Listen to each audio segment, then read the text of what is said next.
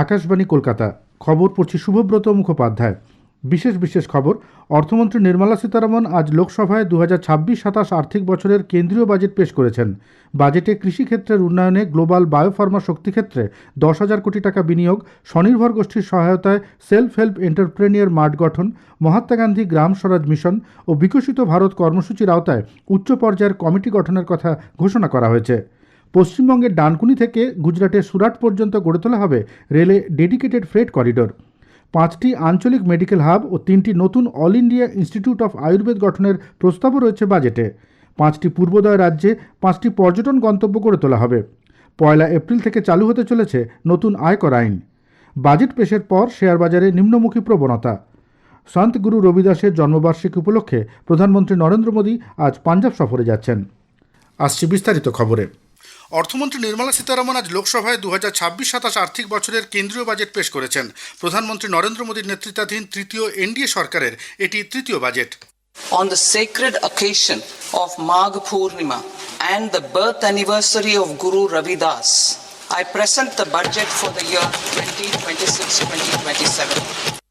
অর্থমন্ত্রী তাঁর বাজেট ভাষণে জানান, দেশে অর্থনীতির বিকাশ হয়েছে 7%, অর্থনৈতিক অবস্থা এখন স্থিতিশীল, মূল্যবৃদ্ধিও রয়েছে নিয়ন্ত্রণে। কৃষিক্ষেত্রের জন্য বাজেটে বেশ কিছু প্রস্তাব রেখেছেন অর্থমন্ত্রী।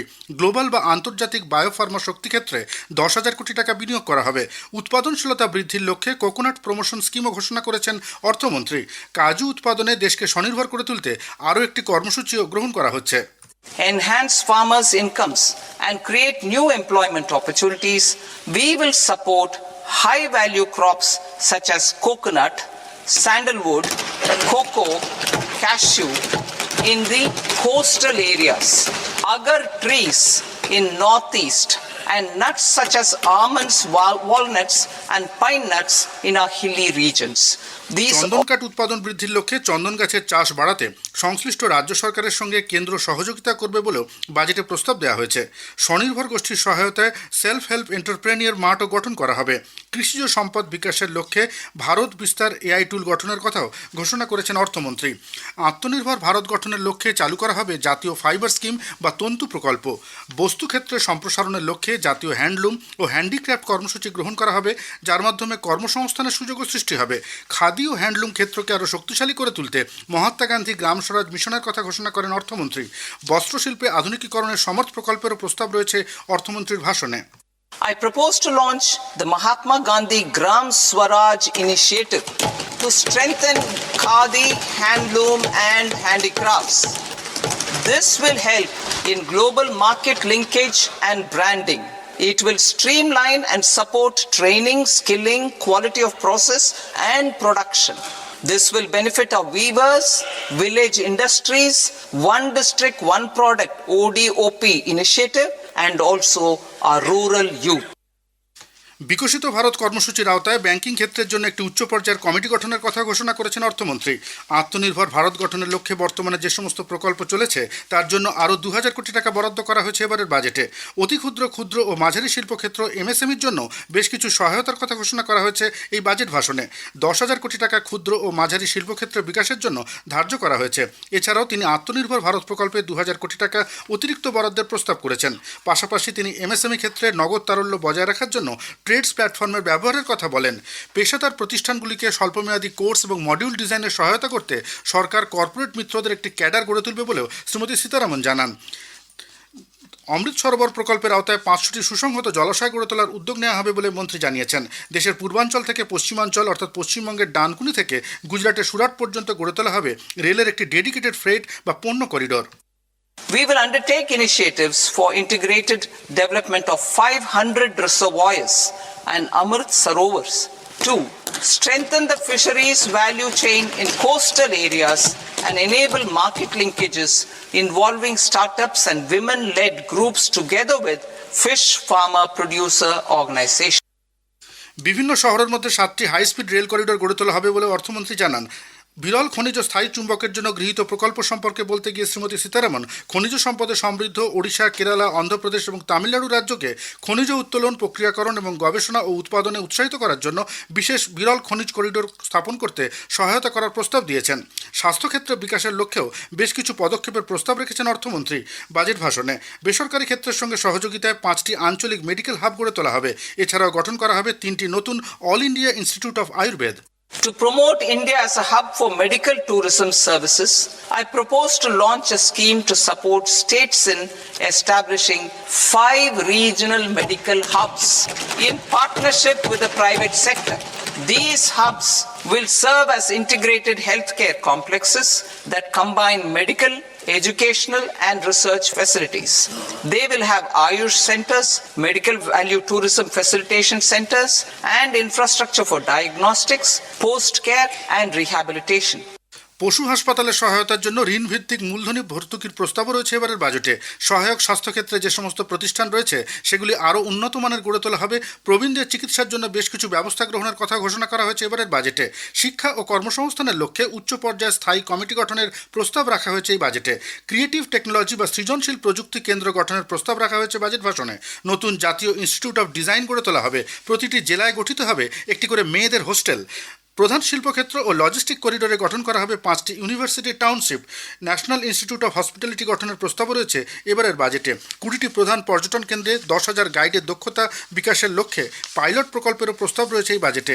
15টি পুরাতাত্ত্বিক স্থলেরও উন্নয়ন এবং আধুনিকীকরণ করা হবে। 5টি পূর্বোদয় রাজ্যে 5টি পর্যটন গন্তব্য গড়ে তোলা হবে। উত্তর পূর্বাঞ্চল রাজ্যগুলিতে বৌদ্ধ সার্কিট উন্নয়নের জন্য একটি প্রকল্পেরও প্রস্তাব করা হয়েছে এই বাজেটে। I propose the development of an integrated East Coast industrial corridor with a well-connected node at Durgapur, creation of 5 tourism destinations in 5 Purvodaya states, and the provision of 4,000 e-buses. মানসিক স্বাস্থ্যের উন্নয়নে নিমহান্স 2 গঠন এবং রাঁচি ও তেজপুরে জাতীয় মেন্টাল হেলথ ইনস্টিটিউটের আধুনিকীকরণ করা হবে। গঠন করা হবে national destination digital knowledge grid. ভিন্নভাবে সক্ষমদের জীবনযাত্রার মানোন্নয়নে দিব্যাঙ্গজন কৌশল যোজনা, দিব্যাঙ্গ সাহারা যোজনা গঠনের প্রস্তাবও দেওয়া হয়েছে এই বাজেটে। পরবর্তী দশকে ক্রীড়াক্ষেত্রের উন্নয়নে গঠন করা হবে খেলো ইন্ডিয়া মিশন। চলতি বছরের 1 এপ্রিল থেকে আয়কর আইন 2025 বলবৎ হবে বলে অর্থমন্ত্রী জানিয়েছেন। আয়কর সংক্রান্ত নিয়মবিধি এবং এর সরলীকৃত ফর্মের ব্যাপারে শীঘ্রই বিজ্ঞপ্তি জারি করা হবে। আয়কর রিটার্ন সংশোধনের জন্য সময়সীমা 31শে ডিসেম্বর থেকে বাড়িয়ে 31শে মার্চ করার প্রস্তাব করা হয়েছে। তবে এক্ষেত্রে দিতে হবে সামান্য কিছু জরিমানা। ব্যক্তিগত আয়করের জন্য প্রাথমিকভাবে রিটার্ন জমা দেওয়ার সময়সীমা 31শে জুলাই রাখা হয়েছে। তবে অডিট হয় না এরকম ব্যবসার ক্ষেত্রে এই সময়সীমা 31শে আগস্ট করা হয়েছে।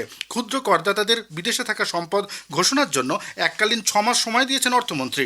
আয়কর ঘোষণায় কোনো ভুল রিপোর্ট হলে 100% অতিরিক্ত কর দিতে হবে বলে অর্থমন্ত্রী জানিয়েছেন।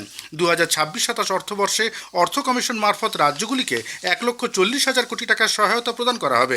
ঋণের সঙ্গে মোট অভ্যন্তরীণ উৎপাদনের অনুপাত 55.6% থাকতে পারে বলে অনুমান করা হয়েছে। 2025-26 অর্থবর্ষে রাজস্ব ঘাটতি 4.5% নিচে নামিয়ে আনার কথা বলা হয়েছে। আগামী বছর এই ঘাটতি 4.3% থাকবে বলে অনুমান করা হচ্ছে। বাজার থেকে নিট ঋণের পরিমাণ 11,70,000 কোটি টাকা থাকবে বলে অনুমান করা হয়েছে। বিদেশ ভ্রমণ সংক্রান্ত পরিষেবা বিক্রয়ের ক্ষেত্রে উৎসমূলে 2% কর সংগ্রহের প্রস্তাব দিয়েছেন অর্থমন্ত্রী। খবর শুনছেন আকাশবাণী থেকে। এদিকে বাজেট পেশের পর শেয়ার বাজারে নিম্নমুখী প্রবণতা লক্ষ্য করা যায়। সর্বশেষ পাওয়া খবরে বোম্বে শেয়ার বাজার সূচক সেন্সেক্স 2131 পয়েন্ট পড়ে 80,138-এ দাঁড়িয়েছে। জাতীয় শেয়ার সূচক নিফটিও নেমে 24,800-র নিচে দাঁড়িয়েছে। সংসদে 2026-27 অর্থবর্ষের কেন্দ্রীয় বাজেট পেশের আগে প্রধানমন্ত্রী নরেন্দ্র মোদীর নেতৃত্বে কেন্দ্রীয় মন্ত্রিসভা সংসদ ভবনে এক বৈঠকে বাজেট নথি অনুমোদন করে। এই অনুষ্ঠানে অর্থ প্রতিমন্ত্রী পঙ্কজ চৌধুরী এবং অর্থ মন্ত্রণালয়ের ঊর্ধ্বতন কর্মকর্তারাও উপস্থিত ছিলেন। প্রধানমন্ত্রী নরেন্দ্র মোদী বাজেটকে জনমুখী বলে বর্ণনা করেছেন। পশ্চিমবঙ্গের রাজ্যপাল সিভি আনন্দ বোস একে স্বাগত জানিয়েছেন। সন্ত গুরু রবিদাসের 649তম জন্মবার্ষিকী উপলক্ষে প্রধানমন্ত্রী নরেন্দ্র মোদী আজ পাঞ্জাব সফরে যাচ্ছেন। তিনি আদমপুর বিমানবন্দরে পরিদর্শনের পর সেটি শ্রী গুরু রবিদাসজি বিমানবন্দর হিসেবে নতুন নামকরণে উপস্থিত থাকবেন। প্রধানমন্ত্রী দপ্তর জানিয়েছে, সন্তজির স্মৃতির প্রতি শ্রদ্ধা জানাতে বিমানবন্দরটির নতুন নামকরণ করা হচ্ছে। ভারতীয় উপকূলরক্ষী বাহিনীর 50তম প্রতিষ্ঠা দিবস আজ উদযাপন করা হচ্ছে। 50 বছর ধরে দেশের প্রতি তাদের নিঃস্বার্থ সেবা বিশেষভাবে উল্লেখযোগ্য। শেষ করার আগে খবরের বিশেষ কিছু অংশ আরও একবার। অর্থমন্ত্রী নির্মলা সীতারামন আজ লোকসভায় 2026-27 আর্থিক বছরের কেন্দ্রীয় বাজেট পেশ করছেন। বাজেটে কৃষিক্ষেত্রের উন্নয়নে গ্লোবাল বায়োফার্মা শক্তি ক্ষেত্রে 10,000 কোটি টাকা বিনিয়োগ, স্বনির্ভর গোষ্ঠীর সহায়তায় সেলফ হেল্প এন্টারপ্রেনিয়র মার্ট গঠন। পশ্চিমবঙ্গের ডানকুনি থেকে গুজরাটের সুরাট পর্যন্ত গড়ে তোলা হবে রেলের ডেডিকেটেড ফ্রেট করিডর। খবর শেষ হলো।